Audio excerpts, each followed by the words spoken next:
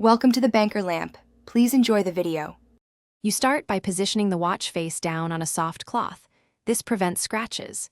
Use a bracelet block to support the band and align a removable link arrow toward you. Once done, select the correct pin pusher or the forked end of a spring bar tool and place it on the pin head. Press firmly and tap gently with the small hammer until the pin moves. You're now ready to withdraw the pin with needle nose pliers and separate the link. You continue by deciding how many links to remove and always remove symmetrically when possible. Once a pin is exposed, pull it out straight to avoid bending. If it resists, reverse the band and push from the opposite side.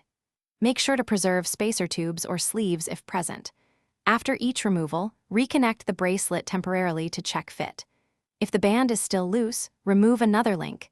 If tight, reinstall the last pin. You finish by aligning the link holes and inserting pins straight, not at an angle, then tap them flush so they sit flush with the link. Once links are reconnected, reinstall spring bars to attach the watch head if removed, and verify the clasp aligns and closes smoothly.